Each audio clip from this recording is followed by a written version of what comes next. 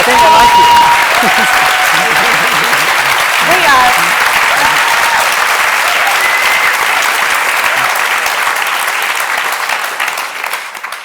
are. Well, good evening. Thank you for a wonderful welcome. I don't think Nadya, Masha, Peter need any introduction whatsoever. I'm Luke Harding, a journalist on The Guardian. I'm very happy to welcome you here today. I had a lot of serious questions, but we were just talking backstage, and Masha and Nadya were saying they're big fans of Borat.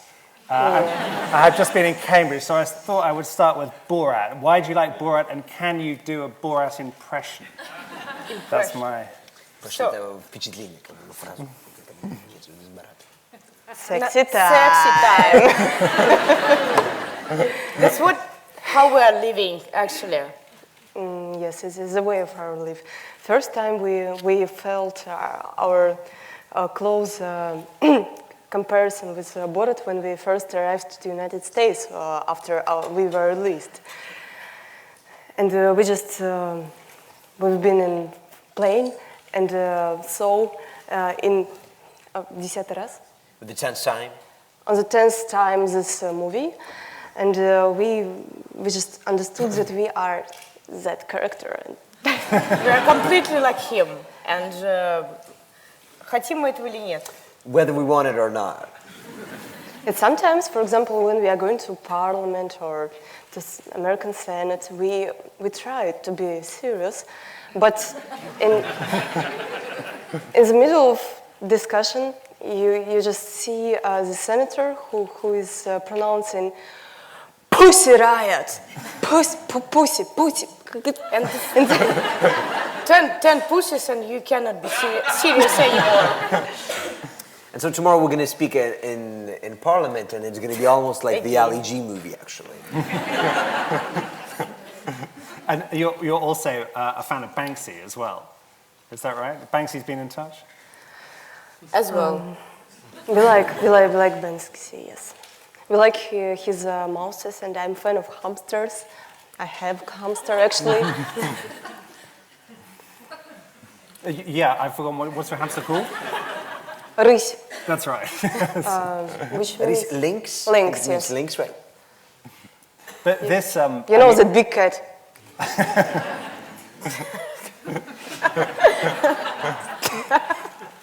I think they know.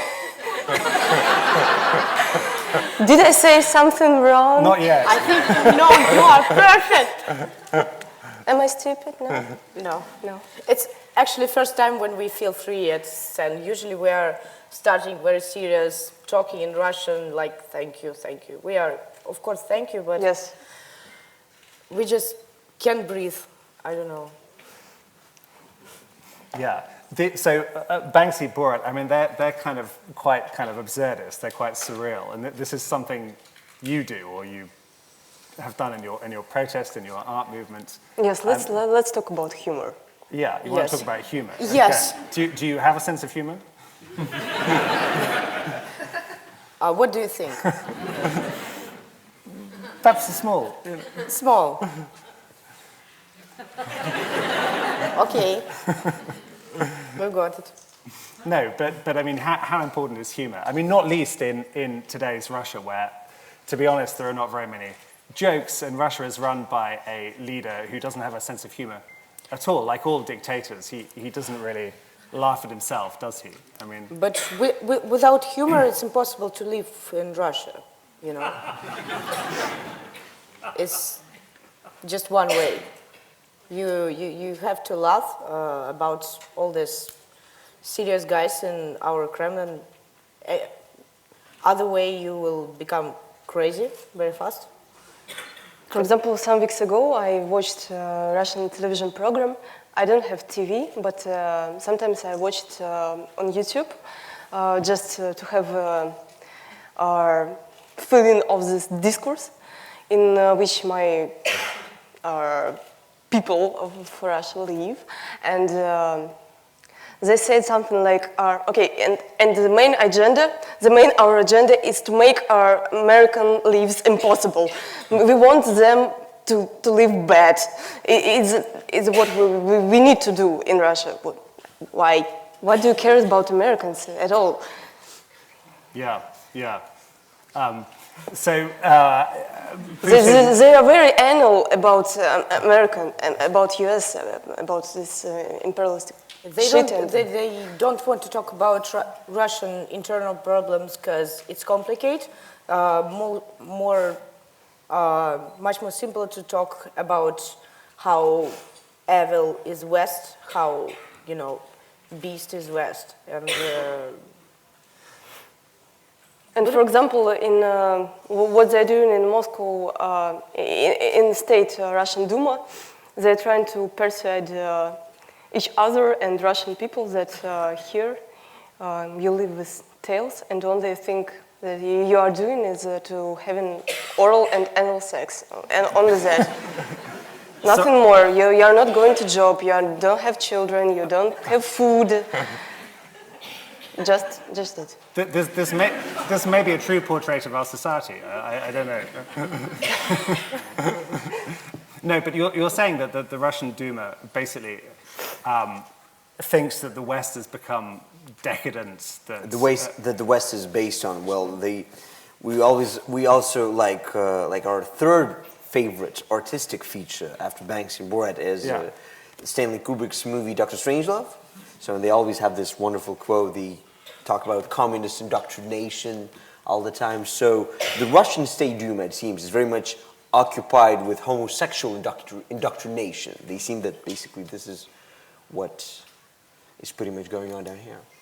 Yeah, I mean, there's been a lot of speculation about Putin's sexuality. I mean, it's not much is known about him, but do you have any observations? But in Russia, unfortunately, he succeeds. I met some, I don't know, it was taxi drivers actually, but they really appreciate how he looks like. Putin is my man. My man. Oh.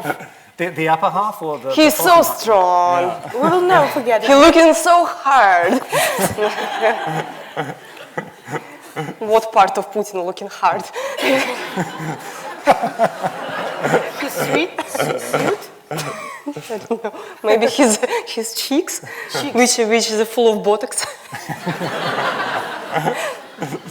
Yeah, he had a lot of work done. And that actually happened after I got kicked out of Russia in 2011 when I was watching him on TV after he came back as president. You remember the famous scene in Red Square when he was crying, and he really did have a new face from somewhere. I think his official spokesman said that he'd had some kind of accident or something. But I think he just came to this cosmetics clinic and they asked him, okay, what do you want? Or cheeks from Berlusconi, like Berlusconi have, or cheeks like Gaddafi had. which did he I don't know what get? exactly No, he you don't know. chose. I think it was the Berlusconi model myself. But, Maybe. I think he's kind of balanced man from Stability. stability Yes, of course. I from forgot. everybody. So we'll talk a bit about in a minute about the Orthodox Church and so on. But maybe you could tell us a little bit about what you're doing now, about your new media projects, and about sort of prison reform, which is something you've been doing in the UK as well since you've been on this trip, having arrived last week. What are you up to? You want to talk about church or about prison or about both of them, comparing About church and prison. church and prison? Well, what do you want to start with? Church or prison? There are in some prisons we have churches. Yes, we had, and for example, it was forbidden for Masha to go to this church, Yeah. and several times she just tried to persuade this prison administration that okay, I'm convicted because I'm supposedly a religious hatred person, and I have to go to church because I have to improve myself to be prepared. To become free person, and they refused. They just took prison. Сделали оцепление. They surrounded, put a cordon around the prison, around the church. 2 круга оцепления тюремной охраны, чтобы одна Маша не зашла в церковь. So they did 2 cordons around the church so that Masha would have no chance of getting inside the church. We tried to explain them that I had similar problems in my jail, and we tried to explain them that we have nothing bad towards church. We had only our we had problems with the Church of Christ the Savior because it is actually Cathedral of not. Christ the Savior. It's not actually usual church. You know, it's like in some newspapers in Russia it called business center because they had a lot of shops. And they don't give taxes to government, and they take all our money which they have from it to themselves. There was also a huge controversy that the Cathedral of Christ the Savior had a car washing service, which was not actually paying the tax. Yes, and people were outraged not about the fact that the car washing service was there, but that it wasn't actually paying the necessary taxes. Yeah. Also, they have laundry and some restaurants there, and you can rent these restaurants for I don't know, $10,000 for evening. And you can do concerts there. They have a lot of microphones and some stuff which can produce Bubbles and foam. And fog, yes. And so we came to this church just because they were prepared for concert. And, but maybe not your kind of concert, but they were ready for. I mean, our concert it was not so loud as their concert, because now if you look at the site of this cathedral, you will see that they do offer 10 concerts per month, and they collect a lot of money because ticket costs. It's не бесплатно. They're not free. They cost a lot. Ну, действительно, мы не спросили у них разрешения на концерты и не были включены в расписание, но я не думаю, что это наша самая большая ошибка в жизни. Well, and obviously we didn't ask for permission and sort of didn't try to get included in the concert schedule, but that's probably not our biggest mistake in life. I mean, when you did the concert, which everybody has seen, and it's kind of the most marvelous video I've ever seen. I mean, how did you think it would end? Because it was never going to end with them applauding and saying, "Well done, that's an innovative art project." Something nasty was always going to happen to you. What were you kind of prepared for? What were you expecting in your head when you did it? We prepared to finish the song, but unfortunately it was just 30-40 seconds, just один куплет и один припев. It's basically one verse and one section at the end of the verse, and that's it. Честно говоря, мы не готовились к аплодисментам, мы готовились просто сделать наше выступление полным. Это не такая большая амбиция, но, к сожалению, этого, не получилось. Так что мы, видимо, не самые удачливые люди на свете. In reality, we weren't getting ready for applause. We had basically the only goal we had in mind was just to finish the performance, get out of it, and basically have it all done. But since we couldn't do it, we thought that we weren't really lucky, and basically we were a little upset at the end that we couldn't finish the performance as it was planned. Но при этом мы отнюдь не были самыми радикальными людьми в русской традиции, которые имели что-то по отношению к церкви. Например, есть такой философ, который считается консервативным философом, русским религиозным философом. Его фамилия Розанов. Он предлагал сделать в церкви отдельную комнату для молодоженов, где они могут сношаться и зачать ребенка. Although we are definitely not the most conservative, not the most radical people in our suggestions to the church. For example, there's this very conservative and right-wing Russian philosopher from the beginning of the 20th century, and he's actually quite liked by the Kremlin now, Vasily Rozanov, and he had a suggestion that in the beginning of the 20th century, that Russian Orthodox churches should have a special room where newlyweds could, have sex. Have sexy time.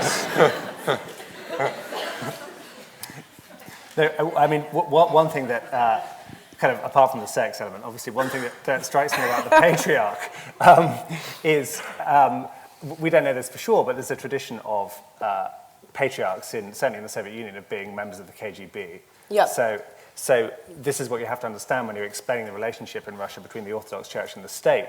And just one other story I love about Patriarch Kirill is the story of his wristwatch, that he was photographed with a kind of $1 million wristwatch. And someone in the kind of Kremlin realized, oh no, this is a PR disaster. So they airbrushed out the wristwatch, but they left a shadow. So you can see the shadow of the watch. But what's going on here? I mean, the KGB, the patriarch, corruption, I mean, they all come together in some way. Yes, and also you have to know that Patriarch Kirill have a huge tobacco business. In the 90s, he had a huge tobacco and vodka business, and he didn't pay taxes as well. It's just his way of living, don't pay taxes.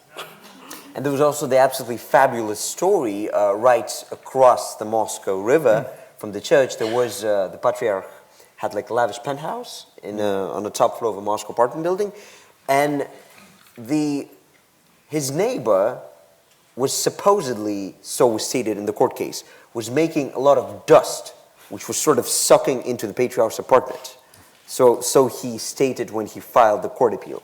So when he sued this man, he sued his neighbor, and the court found that the priceless icons, which were located in the Patriarch's apartment, were so damaged, and the damages were so high that his neighbor had to give the apartment back to the Patriarch, because basically the damages were outweighed by what he had to pay. Yeah. So this creation of disappearance of holy dust was a very popular phenomenon in Moscow. Ну и сейчас он в эти дни тоже весьма рад послужить нашему государству. Вот недавно они публиковали, вчера буквально, декларацию идентичности русского человека. Уже смешно, что эту декларацию публикует кто-то конкретный, по идее это должно складываться веками, да? Но она включает в себя, по сути, имперские амбиции, державность, полное отвержение прав человека и гуманизма, как чуждых западных ценностей. Well, and these days they continue to do these very creative things. For example, yesterday, although it's funny enough that one person gets to do it, they published this declaration of traditional values of the Russian man. And it includes imperialist ambitions, basically the denial of human rights, and Державность. And statehood, basically, like belief in the empire. And denial of humanism as a foreign Western concept. Также можно неоднократно услышать о том, каким образом высказывается сейчас наша церковь в российско-украинском конфликте, говоря о том, что, конечно, русские должны сражаться с фашистами, а фашистами у нас называют как бы только украинцев сейчас, тут нет других мнений. Когда ты говоришь слово «фашист», собственно, они подразумевают украинцев. And you often hear the members of the Orthodox Church saying that all real Russians have to fight with fascists. And obviously when they say fascists these days, at least in 2014, they mean only Ukrainians. So basically this is the position that they put forward. It's interesting, you mentioned Ukraine. I've spent quite a lot of this year reporting from Ukraine and the east and Donetsk and Luhansk, and it's really a very sad situation there. To what extent do you think the conflict is the fault of the Russian government, let's say, Putin? I mean, is it all his fault, or is it also the fault of the West, of Kiev, and so on? Мне кажется, цепочка, она предельно простая, она начинается с Олимпийских игр. I think this chain is very simple, and it starts from the Olympic Games in Sochi. Ну да, произошли Олимпийские игры, во время которых у Запада так или иначе сложилось мнение о том, что происходит некая либерализация. То есть отпустили нас, отпустили Ходорковского, и пресса была полна сообщений о том, что, дескать, Путин вот становится либеральнее. So right after the Olympic Games, the West sort of started getting this feeling that a certain liberalization is happening in Russia. We were freed, Khodorkovsky was freed, things were, the Olympics went down nicely. And so everyone thought that, well, things are beginning to look better. Not everybody. We did not thought so. Anyway, естественно, если происходят Олимпийские игры в твоей стране, твоя страна занимает первое место, немножечко срывает голову таким людям, как Путин. So obviously when Olympic Games take place in your country, and then your country in many years for the first time wins first place, obviously such hotheads as Putin lose their head a little bit. Not a little bit. Ну так вот, собственно говоря, Украина была важна для России как непосредственный пример того, что так называемые оранжевые революции не проходят. Ukraine, before the Maidan, was a very important example for Russia and for Putin that the so-called Orange Revolution, as they portray the 2005 revolt in Ukraine, just doesn't work and is a failure. Ну и что революция в целом это очень плохо. And basically it was an illustration of the fact that revolutions, as they are just something terrible that always fails. А потом произошел Майдан, и раз, и все хорошо. And then the Maidan happened, and whoa, it worked again. И Януковичу надо бежать. And Yanukovych has to flee the country. И основной пример России того, что революции не проходят, собственно, исчез. And and Russia's main example that revolutions don't work and everything becomes a failure simply stopped working. Но и они очень расстроились. And they really got disappointed. They were very sad and yes, they decided to somehow make an influence to show that it's a weak country and все последствия революции будут самыми плохими для них. Газ больше не будет стоить дешево, и они взяли Крым после этого. So they had to do their best to illustrate that all consequences of the revolution would just be horrible, that, prices of natural gas would be super high, everything would be bad and expensive, economy won't work, and, well, Crimea was taken back right after. Yeah, I mean, it's interesting. I mean, certainly when I was in the East, a lot of people didn't like the new government in Kiev very much, but they did not want war. And it seems to me, I don't know if you agree, maybe you don't agree, that the conflict really is artificially created. I don't see any kind of real reason. If you'd been there a year ago, actually everything was peaceful. I don't know. Do you agree? Or do you I believe that if there was no the example of Crimea and situation in Crimea, and there would not be this situation in eastern Ukraine. Of course. Because it was like role model for people in eastern Ukraine, for the people who are sincerely believing in this. I think it's not so hard to destabilize the country after revolution, and they did it. It's very simple, and the main cynical thing that Putin always tried to say that ладно, по-русски. Страна будет разорвана в клочки в том случае, если она будет ослаблена революцией. So Putin had this thesis that the country would be torn apart if it will be weakened by revolution. Но самое смешное, что именно вот этим разрыванием занимается сам Путин. But the funniest thing is that Putin is actually doing this tearing the country apart by himself. И больше, в принципе, никто этим не занимается. Соответственно, можно предположить, может быть, что если вот в России будет революция и Путин вынужден будет убежать, то как раз никто уже не будет разрывать нашу страну на кусочки, просто потому что Путина уже не будет. And, well, since you see that no one else is really doing it right now, then you can suppose that when Putin disappears and has to flee the country, things will be better after the revolution, because you won't have no one doing this process. Just out of interest, Nadya, Masha, when will the revolution be? It's a good question. We had whole night yesterday discussing that stuff, and it's a way of living for Russian people to discuss a revolution in the kitchen. Yeah, and can you give us a readout? What did you conclude? I mean, personally, I'm pessimistic, but maybe you're more optimistic. Я думаю, что мы не должны предупреждать его об этом. I don't think we should warn Putin about the exact date.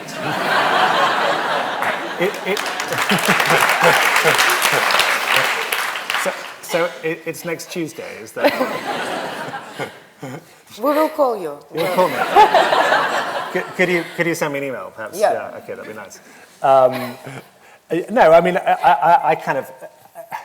I mean, as you say, revolutions are never good, but I think the serious point is that the whole trajectory of Putin's politics over the last 10, 12 years has been to avoid any kind of Ukrainian scenario, Libyan scenario, Georgian scenario taking place in Russia. So I was kicked out of the country in 2011. There were these huge protests which you took part in 2011-12. We all thought, yeah, it's the revolution. But it wasn't the revolution. We didn't say that it's a revolution. No, I mean, some we people thought, maybe yeah. 3 of us said Yeah. it, but we wanted it. But a lot of people around us, they weren't expect that revolution will come really. Yeah. They didn't want it, and they deny all their connections with the revolution. But now, and it's very important for me. For example, last night we talked about it, and more and more that gray-haired people with, I don't know, very normal and nice people who weren't expect revolution in 2011, now they say that they don't see another script scenario for Russian changes. Yeah, yeah.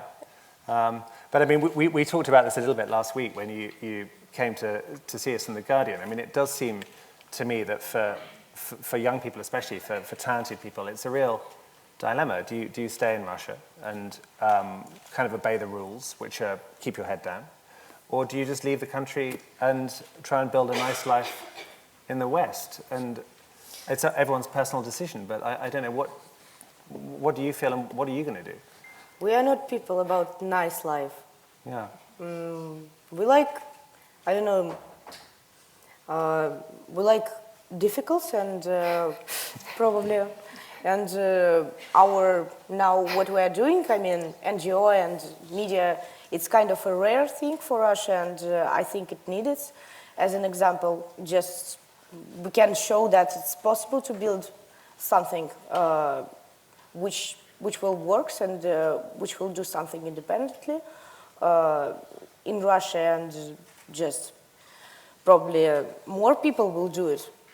Maybe explain a little bit to the audience what it is you're doing, because I don't think most people know about your new project. Nice joke.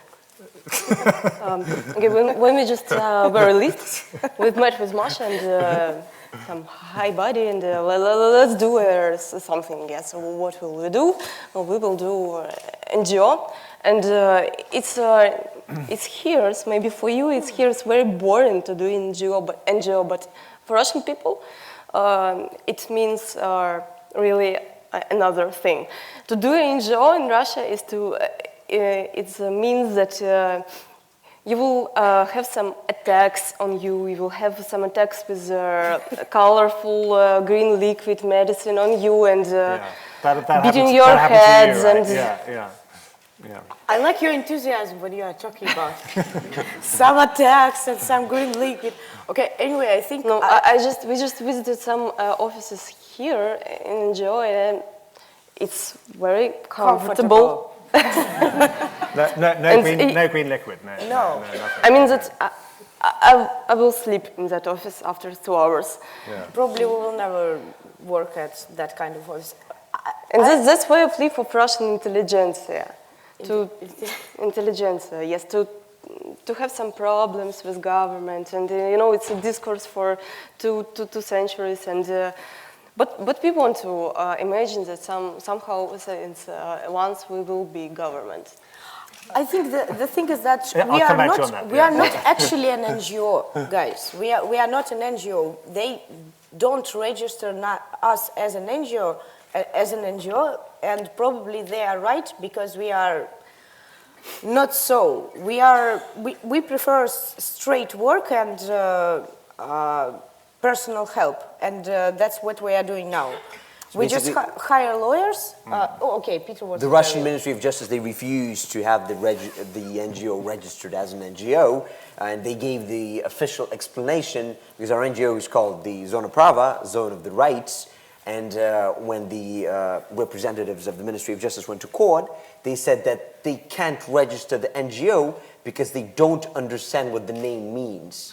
So they have to... It's an official paper. This is the official reason. It's the kind of absurdist for denial of Soviet-style bureaucracy. I mean, for those of you who don't know it, Media Zona, Zona Prava, they're two fantastic websites currently in Russian, but I think there's in discussion about maybe hosting some of your content on the Guardian, which deal with prisoners' rights, with conditions inside jail, and all of the stuff you know about, because after all, you spent 2 years, or almost 2 years inside prison. Is that a fair summary of what you're doing?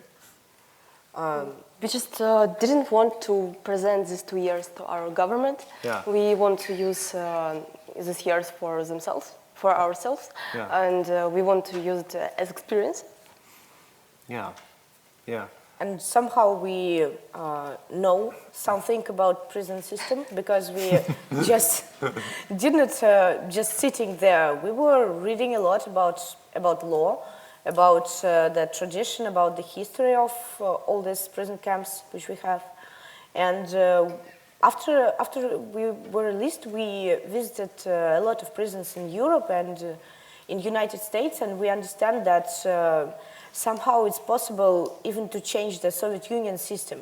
For example, we've been in Estonia, and 10 years ago, they had completely Soviet Union, Russian style now prisons. All the same. And when they became a part of UN? European Union, yes. Union, yeah. They reformed all prison camps, and now it looks like European prisons. So it's possible, and we have some suggestions how to do it. Да, пример таких замечательных знаний, которые у нас есть, например, я теперь знаю, как открыть консервную банку об асфальт. Examples of the beautiful knowledge we have right now. I, for example, know how to open a tin can in the streets with asphalt. Или, например, я тоже была свидетелем такой картины, как когда у тебя нету конфорки, нету кипятильника, как нужно сделать чай на горящей прокладке. Они не знают, что такое кипятильник. Or I was able also to witness these beautiful practices when you don't have a tea heater or like a hot water kettle to make hot water, how you can heat the water by using a burning tampon.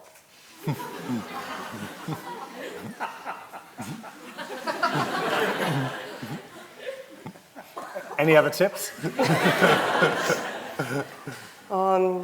Ножей там нету в принципе, поэтому вы можете использовать эти вот крышечки с кольцами в качестве ножей.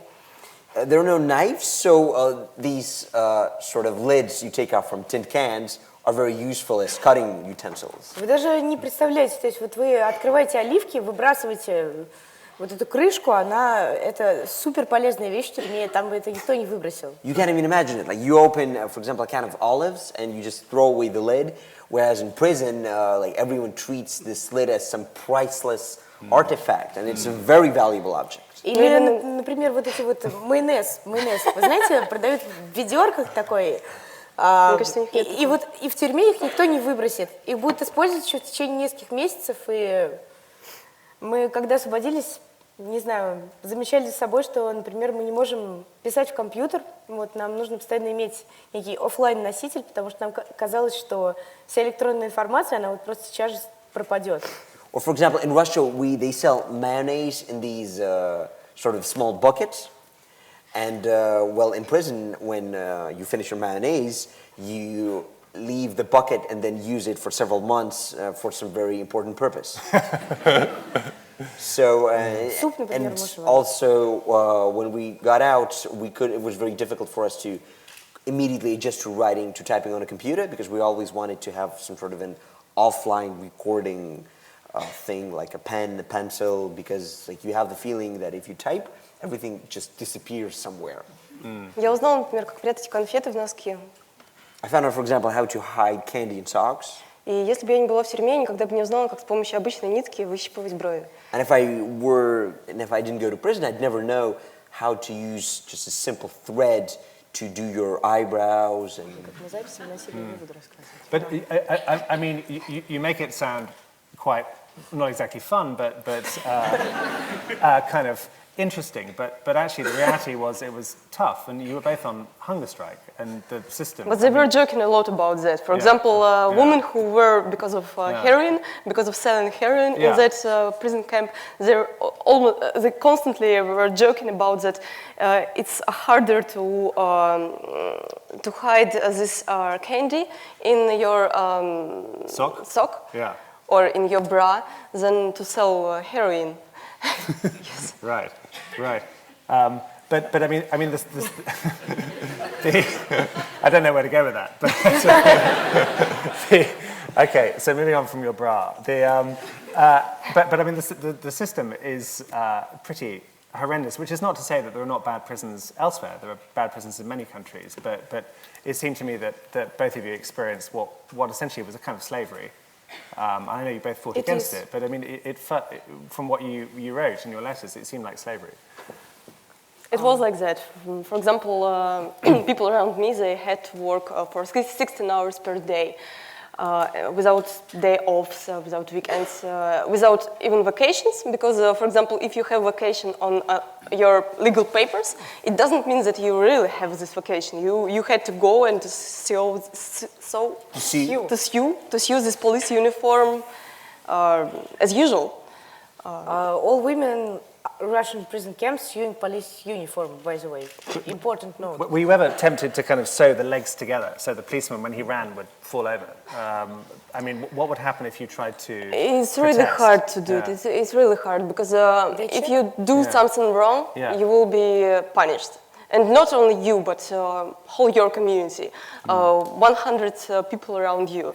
And you imagine that они могут лишить доступа к туалету и к просто обычным гигиеническим процедурам. They can take away your restroom privileges. Not privileges. They just refused you to allow you to go to toilet when you are in work, and you have to work for 8 hours without going to toilet. And it can be a punishment. It's how they are working. For example, if you are just trying to protest and to do something чтобы защитить закон, сказать о том, что они действуют незаконно, они начинают натравливать на тебя других людей, сообщая им, что все их проблемы из-за тебя. If you do something in order to defend the law and to sort of protect yourself, they start making other prisoners go against you and tell you that all of their problems are because you're acting this way. Ну да, то есть я из-за этого провела полгода в одиночке, просто из-за того, что я имела неосторожность по прибытию в колонию написать об этом статью. So I basically spent half a year in solitary confinement because once I arrived at my new prison, I dared to write an article about it. И после этого они сказали всем заключенным моего отряда о том, что если вы ее не будете прессовать, если вы ее не будете давить, вы будете жить в аду. And after that, they told all the women in my section that if they won't pressure me, they will live in hell. The administration told that. Ну и они действительно это делали, они лишали на несколько месяцев людей звонков и говорили это вот и из-за Алёхина. And they really did that. So basically, they took away the right for people to call their relatives and their families for several months and told them, oh, look, this is all because of Alyokhina. Ну да, и как бы, если вы сейчас посмотрите, допустим, на наше положение на воле, оно как бы не сильно отличается от положения в тюрьме, потому что они говорят, вот посмотрите, все вот эти вот беды у нас, собственно, в России, которые происходят, они из-за вот этих вот, собственно, врагов народа и национал-предателей. And you know, it's somewhat similar what you experience while you're just living in Russia, because the propaganda and the Kremlin-controlled sources constantly say that look at them, all the traitors that our great nation experiences right now are just because of these traitors.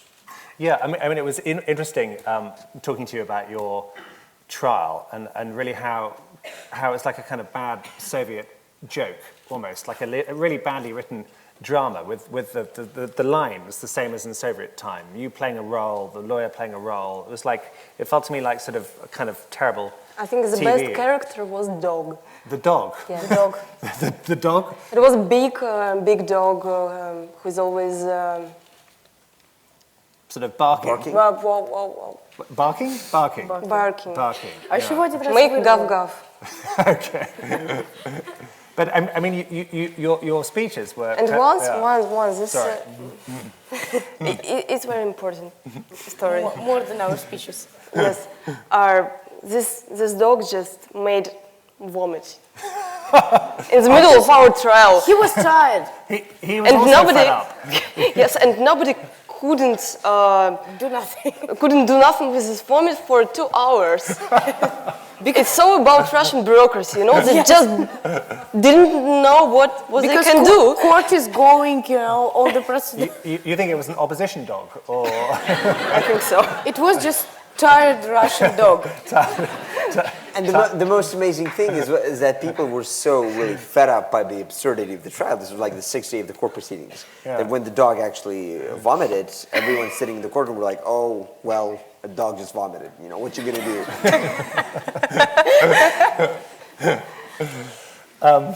Okay, so we'll forget about your majestic closing statements and we'll talk about the vomiting dog. Okay, but I mean, what struck me, kind of observing it, I mean, I'd been kicked out of Moscow at that point, so I had to follow it on TV and webcast, was it could have kind of been the 1960s, and some of the people you referenced were Soviet dissidents who had a similar experience, and I wonder what your calculation was, because with those trials, you can ignore them, right? You can kind of turn your back, or you can participate. You sort of decided to participate in the end. It's just boring to turn back, and we wanted to make it funny for us. Yeah. It's possible to do once, but if you have to turn around every day during 2 weeks, you just will tired of turning around. Yeah. So we decided to speak, and actually it's really strange because if you are in prison, you feel yourself with these dissidents like with friends. It's just a people who are kind of living the same life, and you just don't feel the difference. You don't feel that it's 50 years past and it's kind of another country, and but. And sometimes you can't even feel this gap between you and Socrates. And Socrates, he's like your, I don't know, friend, your guy who is coming to you every day in your cell, and you're having some chat with him, and like that. And my mate in prison, she told me that she actually had a phone conversation with Jesus. And Jesus told her that she will not go to prison camp after detention center. Okay. And she wouldn't. She didn't go to it. She didn't go. So Jesus was right. Jesus was right, as usual. Yeah. It's interesting, you feel a solidarity with other people who have been in prison, because someone I admire very much, whom I think you tried to go and see this weekend, is Vladimir Putin. And I don't know if this audience knows him, but he's a very wonderful Soviet dissident who spent time in jail, in Soviet jails and psychiatric camps in the 60s and 70s. And he's our hero, actually. Tell us why there's actually a campaign to get Bukovsky an honor from the British government. Do you think that's a good idea? We think definitely. But tell us why he's your hero. Maybe это самая лучшая идея с тех времен, пока Барат был в правительстве. Я имею в виду, ну, как бы первая хорошая идея была Барата, вторая идея была вот эта. Maybe, в смысле, Барат был в правительстве. Ой. Ну, я не знаю, как это перевести. Nadia said, I don't really get the joke. She says, я не хотела никакую шутку. Ладно, все, давайте дальше пойдем. It might be the best idea since Borat wasn't the government. Петь, в смысле, обязательно каждый раз, когда ты говоришь...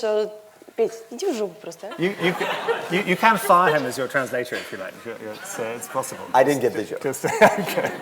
We have to kill him. Just kill him. But Bukovsky is someone deserving of support. Yeah. Yes, we are extremely for it. Really. Yeah, Yes. yeah. For me, his book was the first book which I read in jail when they just recently when they arrested us. After 2 weeks. All this year and a half future were about this experience of this book. I think it's stylistically at first very important thing for Russian literature. In English, it's called, I think, To Build a Castle. It's called To Build a Castle. It's out of print, but you can get it secondhand on Amazon, and I kind of thoroughly recommend it. I'm going to ask you a couple of serious questions, and then I've got some more jokey questions that people have texted in and tweeted, which I'll come to. But when you were talking about Estonia, you were saying it's possible to change. The Estonian jails got better in 10 years. Because there's a real sort of Russian kind of narrative, meme, that Russia is so big, it's such a chaotic country that it's impossible to have democracy there. You have to have this system, otherwise everything will fall apart, that Russians cannot do democracy. What would you say to that? What's the difference between Russia and not Russia?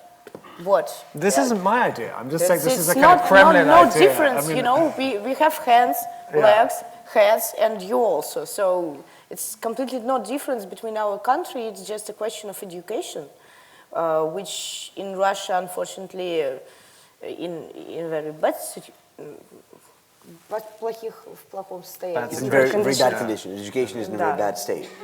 So, and it's of course the thing about политическая воля. And political will. И политическая воля, собственно, Путина и его правительства заключается в том, чтобы идти азиатским путем, видимо, максимально приближенным к пути Китая, например. And the present political will of Putin and his government is for Russia to go the Asian way, basically to get politically as close as they can to China, for example. Но если Китай, например, за государственный счет посылает молодых людей обучаться на Запад, то российское правительство даже до этого додуматься не может. But if China spends their state money to send young people to study abroad, the Russian government doesn't have the desire to do that. Sorry, Nadya. Please.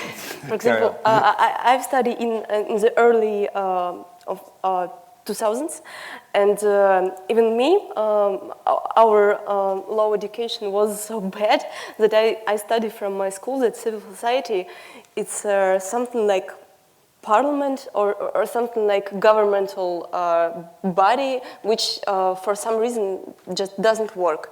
And Parliament doesn't work. Not parliament, civil society. Civil society, okay. Yeah. So civil society was defined as like a government body that doesn't work. Right.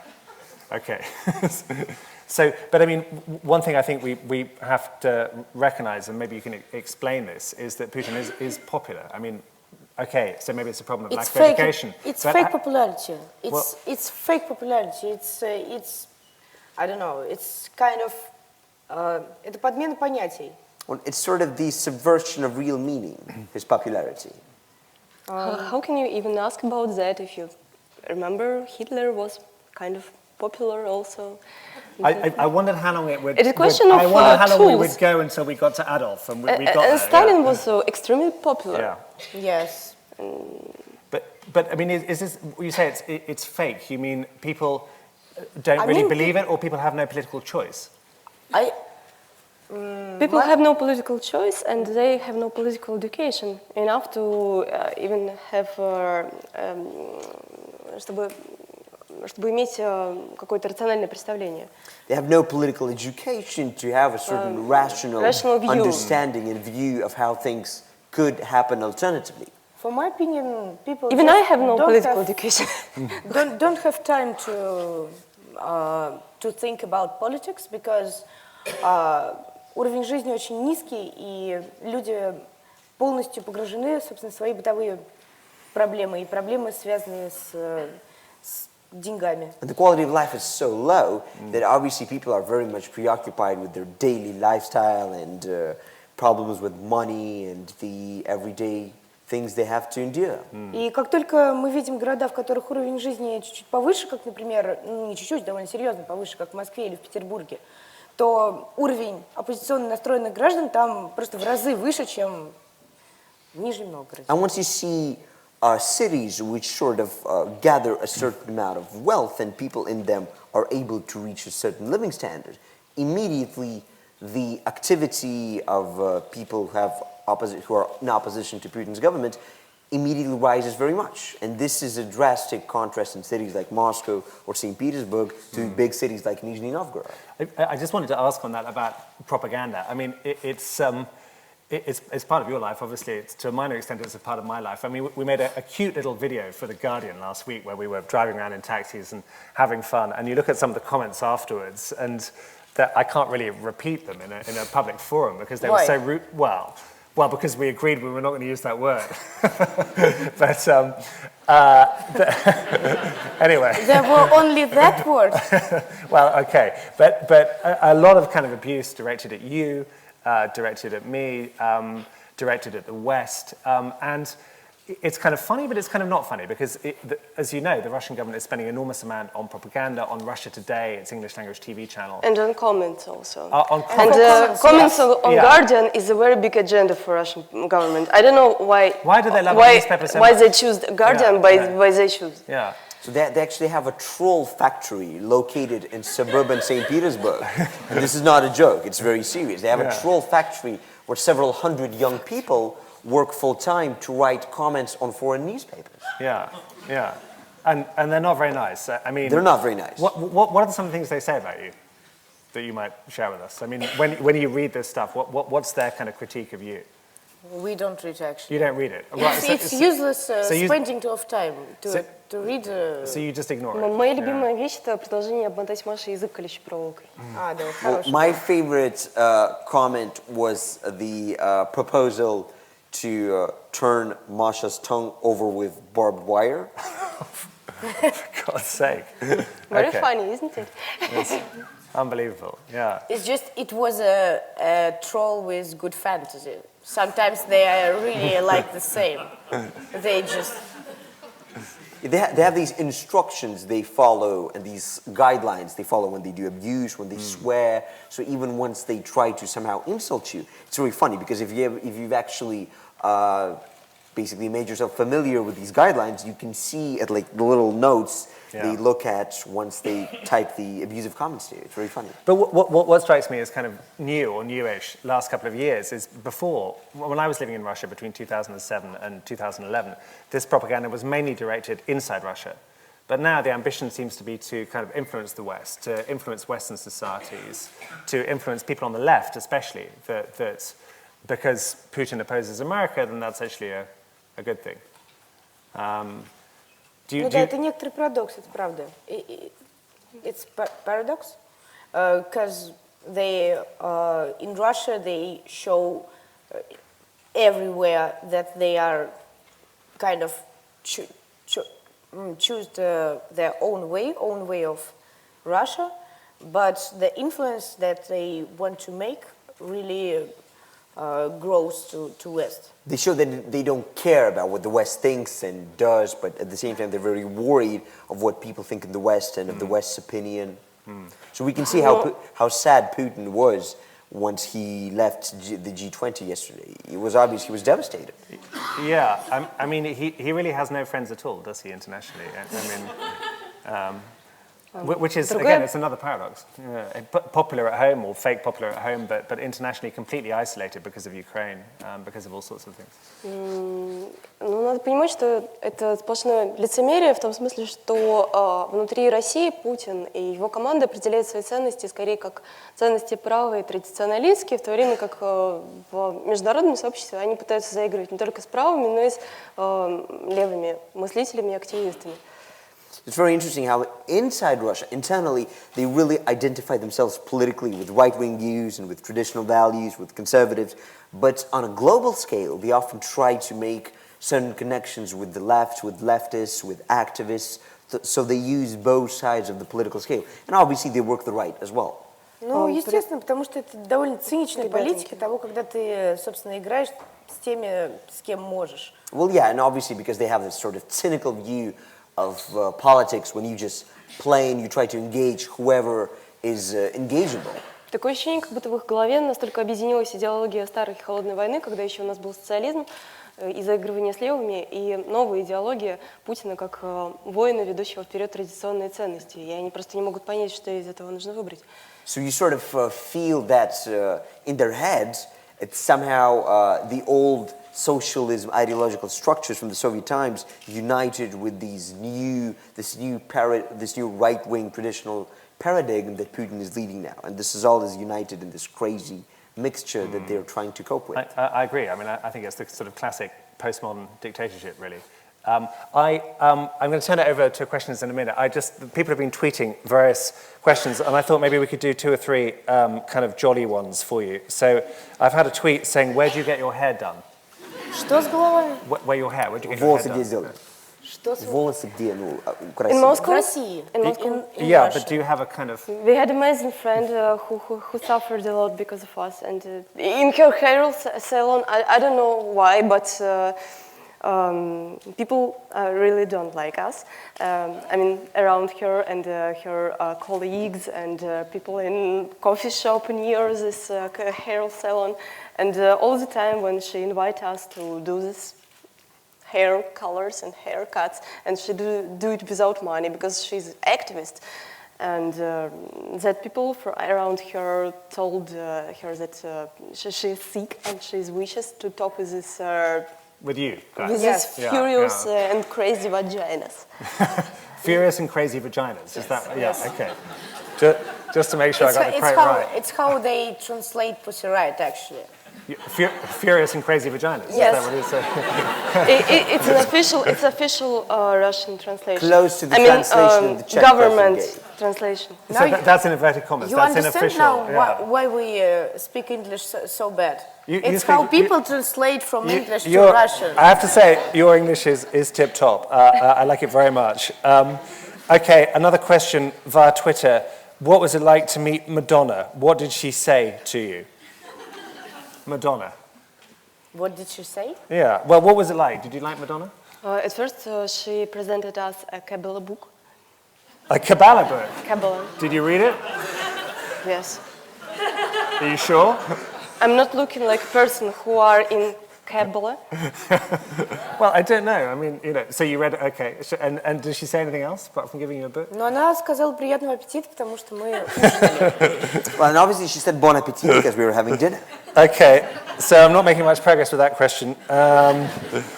A serious question. Why is it that it's women in Russia who try and achieve social change? So someone referencing Anna Politkovskaya. I can think myself of Natasha Ostomirova, who was a friend of mine, who was a very brave human rights activist who was abducted and killed in Chechnya. But why is it women who are reporting on wars, protesting against the regime, doing what you've done? I don't think it's think not that, only women. Yes, Okay. maybe just women are more popular in the West Yes. What you mean we notice? because they're, Sexy. tan. Borat sexy time, is that Because, what for you're saying? example, we somehow became more popular as political prisoners as nowadays political prisoners who are in prison for more than 2 years now. And I think they deserve much more, this attention, much more. But we were girls, and So these are the mainly men who were arrested in May 2012 for Yes. protesting in the Bolotnaya case against Putin's re-inauguration when he came back as president for the third time. And it's true, they haven't had much attention. Not as yes, much and as now you. they sentenced to up to 4.5 years in prison in jail. camp. Some of them. Okay, listen, I'm going to ask one more question from Twitter because it's funny, and then we'll if we can get some mics, we'll take some questions from the floor. This is someone called Atom Kiss. Okay, I'll read this slowly just so you understand. Is it at all confusing to be an icon, that's you two, in a land full of icons? Do you get that? Meaning Russia? Да, Yeah. я поняла. Да, иногда я выщипываю крылышки Маши и поправляю нимб. Yeah, sometimes I sort of tear the feathers of Masha's back. That's a slightly kind of ludic. You won't understand that word. That's a slightly. I think his question is more interesting than what we can say. Okay.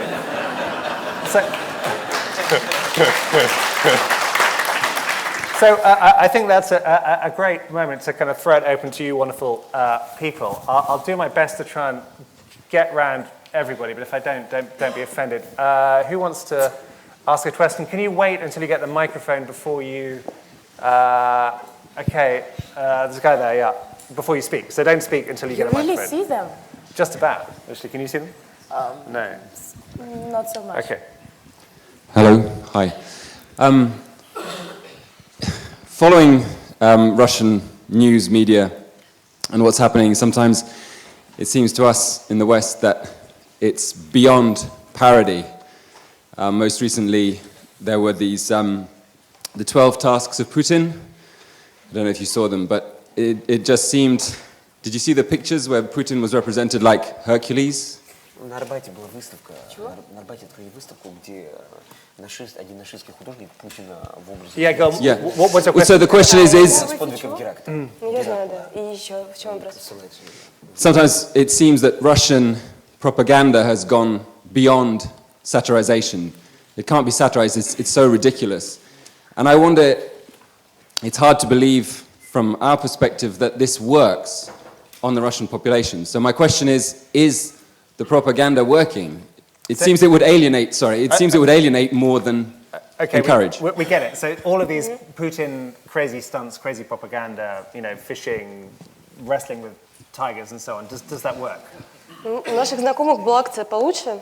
Они нарядили Путина в тюремную робу и ходили с ней по всем главным площадям Москвы, и никто не мог их арестовать, потому что полицейские понимали, что нашим знакомым то и нужно, чтобы они увели Путина в тюремной робе в автозак. Well, our friends did actually a better action.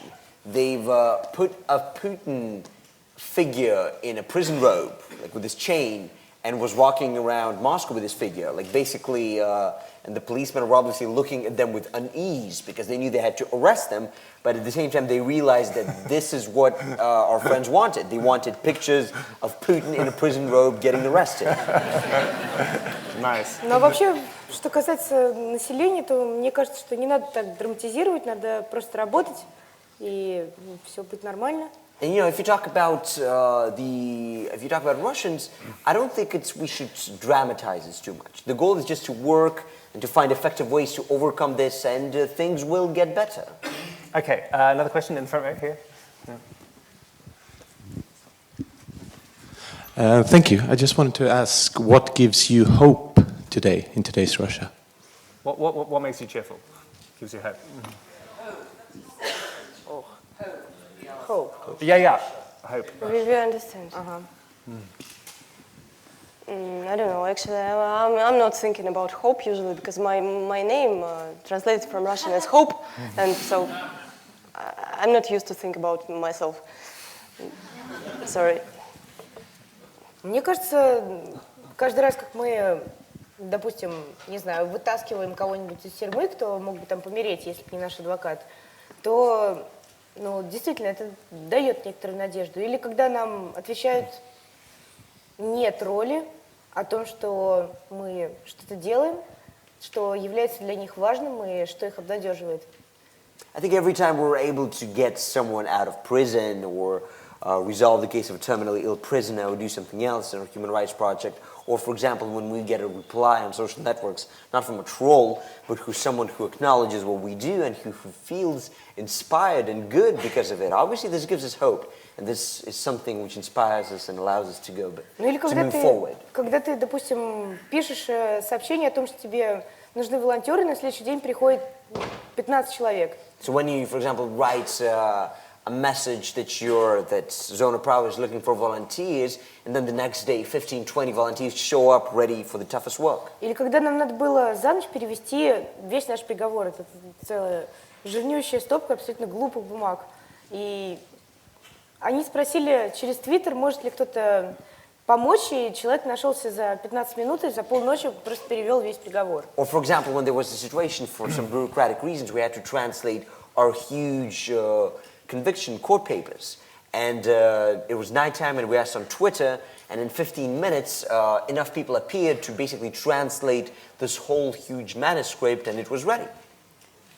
Ну или, например, вот эти, я не знаю, для меня очень важные люди, которые остались в тюрьме, являются моими друзьями, которых там как только не прессовали, о них никто не знал, в отличие от нас. Никто там, ни одна газета не написала, собственно, о том, что вот там у 3 девочек забирают еду, сажают там строгие условия и так далее. А они все равно вот сидели и, собственно, боролись за права человека, о которых, в принципе, мало представляют, но разве что верят в них. Or another great inspiration are my friends who are left in prison. Like there are common Russian prisoners, and newspapers don't write about them, but they fight for their rights so strongly, although because of their education and upbringing, they don't even know what human rights actually are, but they still, with great dedication, keep on fighting for them, and this really inspires me. Okay, perhaps we'll take a couple of questions now. The gentleman there with the beard. Is there I don't know if there's and the lady here at the front. I did a lot of filming in Japan about 10, 20 years ago, and I saw the emergence of Japanese women against the rules of the patriarchy, and I was very impressed. All I was doing was displaying bungee jumping and other things. I'm sitting next to my colleague, Professor Rosalind Marsh, who's an expert on Russia, and I met her much later on her writing of feminist writings. What interests me is the ability nowadays, due to technology, for young women to communicate. I've seen it in the Maghreb and in the Middle East, and I wondered if I could ask your thoughts, with due respect to Luke Harding, whose work I very much admire, on the extent to which young women today can communicate with each other via electronic mobile phones, etc. Я как бы недавно встречался с женщиной в патриархальной Японии. Я вижу, как они коммуницируют сейчас на Ближнем Востоке и в странах Магриба, это арабские страны. Okay, just before you answer, we'll just take one more question here. Yeah. В смысле, можно перевод? Мы не поняли И просто. насколько женщины коммуницируют сейчас? Okay, well, shall I go? So we'll just take the question here, then we'll go to It's a very different question, really. I wanted to know what your opinions are on Khodorkovsky, because he's probably the other most outspoken former political prisoner. And he's been very outspoken and active in the last 2 months or so. Do you have anything you would say about him? What role do you think, if he can play a role in the future of maybe the Russian Revolution? Okay, so. Коммуникацию с женщинами. Коммуникация с женщинами. Ну, судя по тому, что периодически тролли мне пишут в комментарии, посмотрите, вот египетское взбесившееся толокно, ну, видимо, действительно это работает. Well, if Это даже в России действует. If sometimes I get commentaries on Twitter showing me, referencing me to to a certain activist in Egypt and saying, look, this is the Egyptian crazy version of Nadya Tolokonnikova, then obviously this communication does work, and there is a certain unity that is felt between women who are engaged in this activism. Но если серьезно, то, конечно, просто это за гранью совершенно их феминизм, потому что наш феминизм и их феминизм, это, конечно, две совершенно разные по силе вещи, потому что наше общество, несмотря на то, что Путин пытается его представить таким, оно не настолько патриархальное, естественно, как общество исламское, поэтому, конечно, они рискуют гораздо больше. You know, and at the same time, it's impossible to compare our feminism and their feminism, because even though Putin is very patriarchal, you can say that there is certain degrees and elements of feminism in Russian society, whereas in Muslim societies, the situation with feminism is very, very different, and the power of their stand is absolutely incomparable to ours. Okay, and what about Khodorkovsky? I don't know, in a kind of ideal scenario, he would at some point become president of Russia. What do you think? We think that he have a big political potential, and if he will have an opportunity to run to elections, he will be probably one of the leaders. And yes, the thing is that now we are in contact, and we have one project which we are doing together in human rights field. So we think that he's really good person and good example of how you can act in contemporary Russia. Just quickly on that, when I met him after he got out of jail, the thing that struck me about Mikhail Khodorkovsky is there's a kind of calmness about him. He's very calm. You know, people were asking him to criticize Putin, and actually he was kind of shrugging his shoulders. You know, I mean, I think something kind of quite extraordinary happened to him when he was in jail for 10 years. Did you think that, or was it just me? Слишком спокойно, что ли? Спокойно, спокойно. Это философски реагирует. Когда нас спрашивают про Путина, так спокойно, расслабившись встречает. После 10 лет в тюрьме, наверное. No, okay, just... I don't know. Right. Well, what is he supposed to do? I think he just had a kind of... I just thought he was a figure of tremendous moral But he don't mention have to jump, you know? Yeah. He after a decade in a Russian prison, will we teach you these to be this like philosophically wise, very reserved person. So I think it makes you a very... We are jumping, he is not jumping. Everything is balanced. Okay. Yes, and we kind of share our roles in modern Russia, and yes, You can divide it up. Okay. we can divide it. It's not the same roles. Okay. Some more questions? The lady at the back, 3 rows down, and I'll take one more from some other part of the room. The lady here in the second row. Oh, sorry, yeah, second row. Hi. I read that following your appearance at the Madonna concert in New York, there was kind of a fraction between you and some of the original members of Pussy Riot back in Russia, and I was wondering kind of what the state of your group solidarity is at the moment.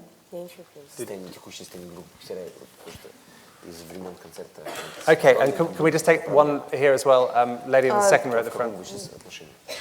Okay, we've been in contact with a lot of persons from Pussy Riot, not only from Russia, but from other regions of the world. And and I think we are in good connections. And I mean, I read what you are mentioned about, but I have no idea what is that, because nobody can be excluded from group. And even we as found members don't allow to do it. We would not have the right to exclude someone from the group, meaning? Yes, I think Because we are... this is against the principles of the group. Fortunately, we are not official bodies. We are anonymous group, so we could be, but not now, as you see. Okay, yeah, hi. I will speak English. Я понимаю по-русски, если что. Thanks a lot for coming here. Although I've been following Russian news for quite a long time, this is the first time I can properly hear you and understand what you're talking about and what your protest was about. And it's really very different from what usually people report and speak about you. It's really very, I mean, for me personally, it's really very interesting. Thanks for coming. And you got this T-shirt, and I really want to know why do you have this T-shirt? I see that it says "Потерянная юность." Why do you have maybe translate that for everyone else. It says "wasted youth" on Nadya's T-shirt, and it shows the burnt down building of the Supreme Council of the Russian Federation, and Yeltsin ordered tanks to fire at Russia's parliament in 1993 in Moscow, and this burnt parliament building basically is on Nadya's T-shirt. Я думаю, что это работа, ну это вообще арт-работа. Я расцениваю это как арт-работу, но это не моя работа, это работа одного из художников, который специализируется на производстве футболок «Спутник» 1985, базирующийся в Москве. Таких мало, поэтому я пытаюсь поддерживать их по мере возможности, хотя бы тем, что я надеваю их. Well, actually, it's an artwork done by an artist with the name Sputnik 1985. He's based in Moscow, and he produces... we don't have a lot of artists who sort of try to produce these T-shirts and clothes with meaning. So we try to support them, and this is why I'm wearing this T-shirt. Ну и, насколько я понимаю, это футболка о 90-х. И в 90-х было действительно очень много потерянных возможностей, и для меня это было скорее потерянное детство, в том смысле, что я не могла никак активно участвовать в тех интересных процессах, которые происходили в то время, а молодость моя выпала уже на время Путина, когда можно было быть только безумными в политике, но не конструктивными. As I understand, this T-shirt is about really wasted and gone hopes and opportunities, because for Russia, as a lot of people feel this, for Russia the 90s are a decade of lost hopes and opportunities. And for me, this was a period of lost childhood, because I was too young to participate in any of the constructive political movements which were still possible back then. And when I grew older in the 2000s, this was no longer possible. Yeah, fascinating. And okay. so now it's possible only that stupid stuff that we are doing. Probably we would do some constructive political things if we were in 90s, but now it's impossible. It's impossible just to cry, shut, and do punk prayer. Yeah. Okay, some more. There's a gentleman there, and actually the guy with the blue shirt there as well. So one there, one there. And I'll try and keep going. Can you flash out? You should get a microphone. Well, actually, this guy will go first, and you can go second. Yeah. It's a bit ironic that you refer to Putin as courting the forces of opposition, courting the left in the West, where in actual fact that we on the left in the West have drawn so much inspiration from what you did, from your courage, that encourages us to fight against the repressive forces in our country who have, we feel, a lot more in common with Putin than either of them would care to admit. Okay. Thank you. You pass it there. Do you want to say anything to that? Yes, I understand, and also I want to say that we are in good contacts and we have friends in Occupy Wall Street movement, so we know them very well. And I think, скажи, что я думаю, что это просто недоразумение и вопрос времени того, что левые политики поддерживают Путина. I think this is, a sort of a misunderstanding and a question of time that selected Western left politicians show some support and sympathy to Putin. Okay. Somebody here. Hello. What should we, as individual citizens in England or the UK, do to help you achieve your ends? What can we do?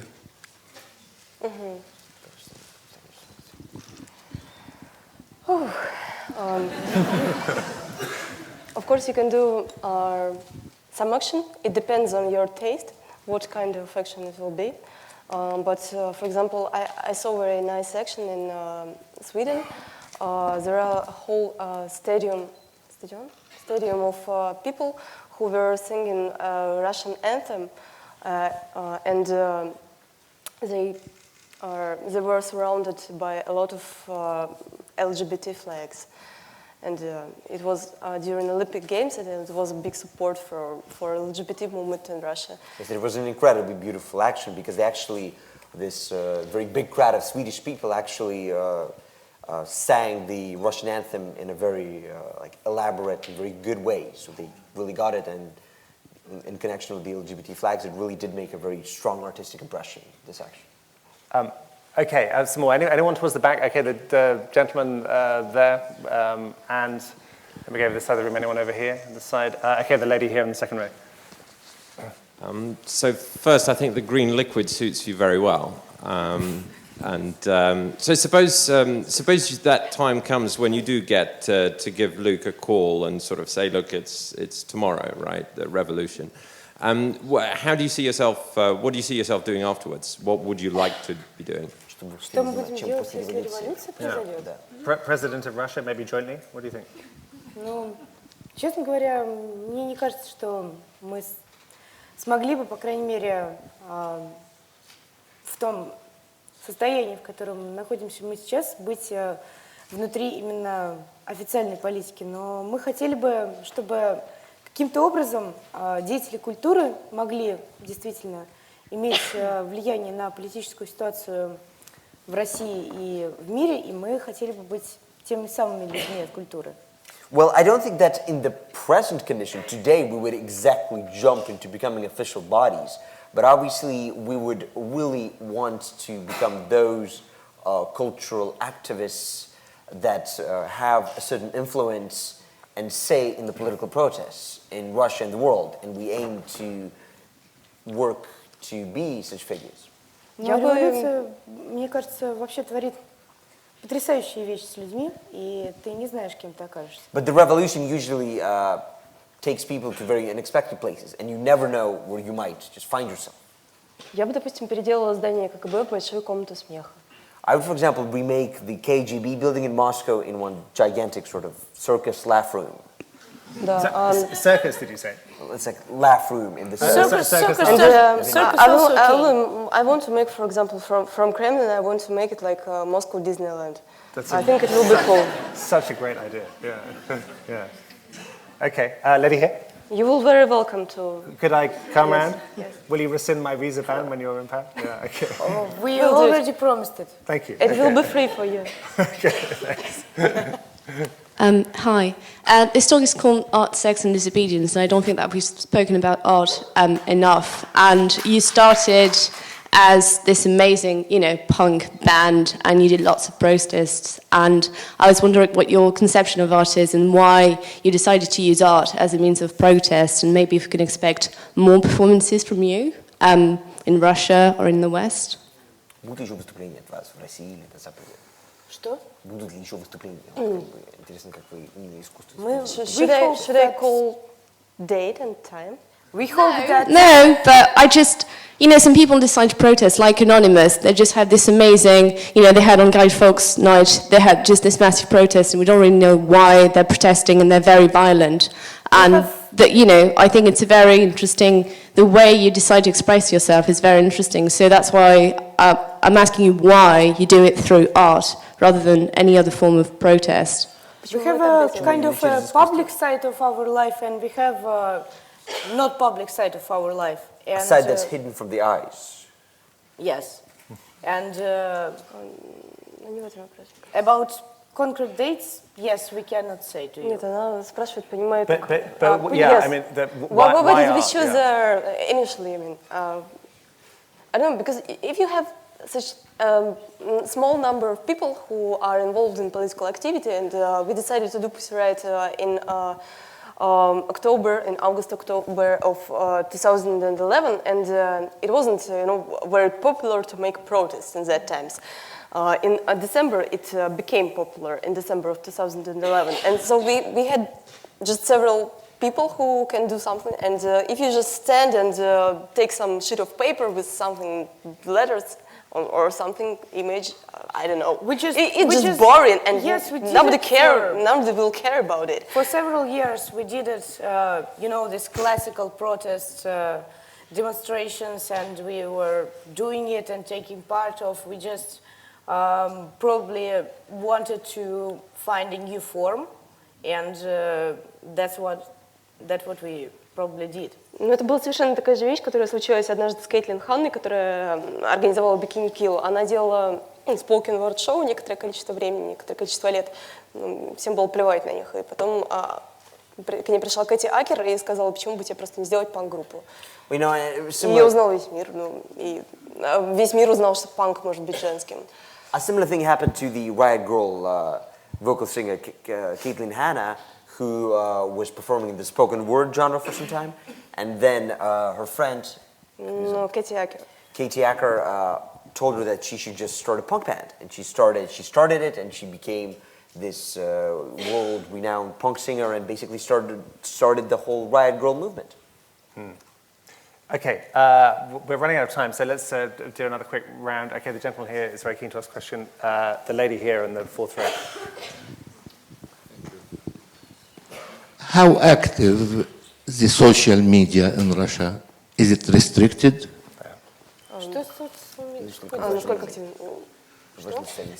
It's very active, and government appreciated it also, because recently they published a new law, which means that if you have more than 3,000 views of your social medias per day, you will be like our media for Russian law and government. 3,000.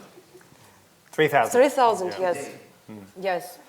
But I think, and if you will say something wrong, even if you don't know that it's wrong, but it's just by chance, if you say something wrong, they can close you. Or if you make some lousy joke, they can actually take you to court.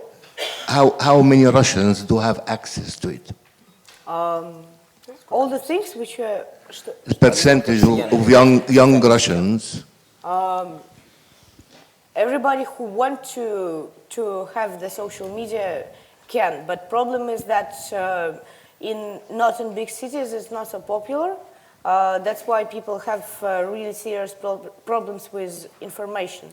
And that's why, for example, the protests which we had before elections of Putin were mostly in Moscow and St. Petersburg, because people use social media there.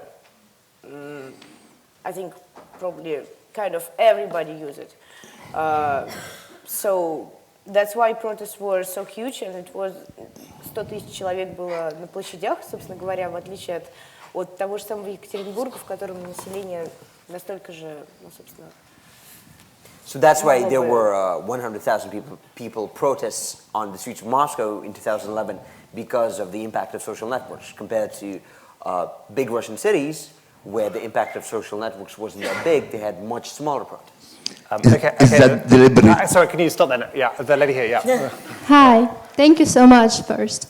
May I ask in Russian and translate? Насколько вы думаете, именно искусство в политике влияет на ситуацию в политике, включая всех одиночных пикетчиков и большие вещи, как, допустим, то, что вы сделали?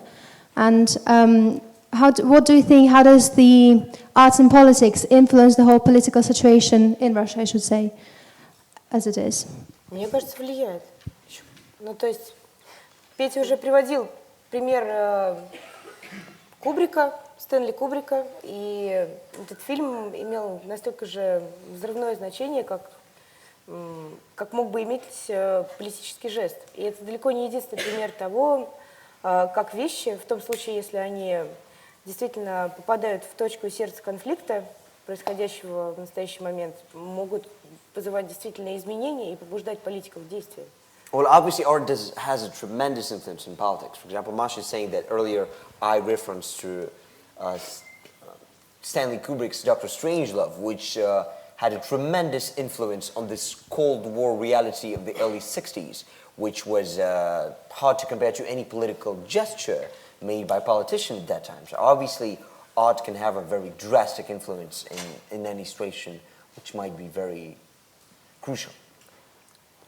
I met first time my lawyer 1 year before our criminal case. And we've met each other on discussion when we stand against each other, and I said that art is important for politics. And he said it is not completely. And after 1 year, we've met in cage. I was in cage, he was in freedom. But in the jail.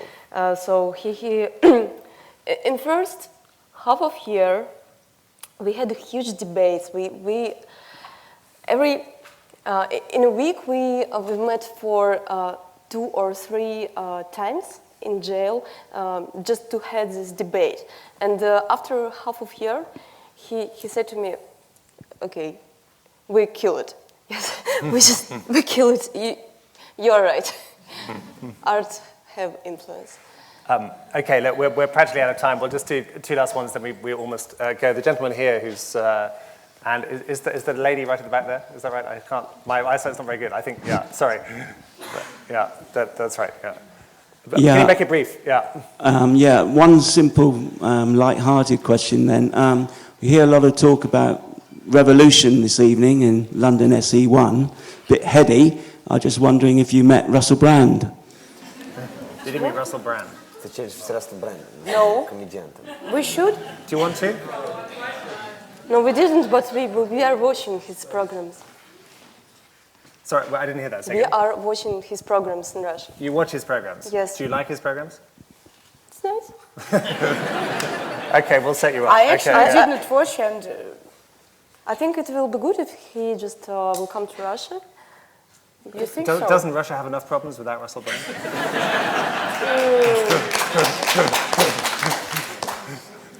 We haven't enough crazy people because I think a lot of them just moved to another countries, and you will have some problems with them. Okay, you can have him. Yeah, that's fine. Yeah.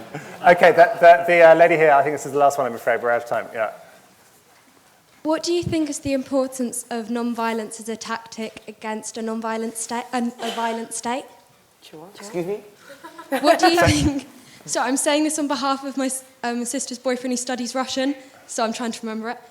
What do you think is the importance of non-violence as a tactic against a violent state? Насколько важно ненасилие как тактика против насильственного государства? Ну, вообще у нас, мы живем сейчас в состоянии войны, так что я вообще не представляю себе, каким образом можно вернуться в тот дискурс, в котором, собственно, существует сейчас ваш вопрос. В смысле? Well, you know, the problem is we do live in an incredibly violent and militaristic state now, and it's war, so it's very hard to sort of return yourself to the discourse in which your question exists. Понятно, что мы все прекрасно понимаем, что не насилие лучше, чем насилия. Но мы сейчас живем в состоянии как внутриполитического, так и внешнеполитического насилия. Obviously, all of us do perfectly understand that non-violence is always better than violence. But we live in a situation of constant violence inside the country and outside, in both foreign and domestic policy. Еще. And what? I mean, what, you want to have some violence? No, I know. Do you want to speak or not? I didn't understand you. Okay, I mean, even in their conditions of violence, I think we have to use non-violence because it's It's obvious that we have to, and the biggest demonstrations in Russia during, I think, several months, it was demonstrations for peace between Russia and Ukraine, and everybody understands. But actually, we don't have a mechanism now inside Russia just to provide this non-violence protest, because people are going to the streets and nobody hear them. Nobody in Russia kind of write about them. I mean, big media. So it's how it happens inside our country. But generally, we understand that, of course, it's possible to добиться мира, но это возможно только в условиях, когда власть слышит собственных людей. Ну, то есть американцам во время вьетнамской кампании вот удалось этого добиться. Нам. Well, obviously, we would like for this path that Americans had, for example, during the Vietnam War, when it was possible to influence the government by peaceful methods, and we would we hope that this path would be open for us as well. Okay, thank you very much. You've been a fantastic audience. This is the most interesting debate, conversation going on in London today, this week, this month, probably this year. Anyway, thank you. Thanks to Peter, to Nadya, to Masha.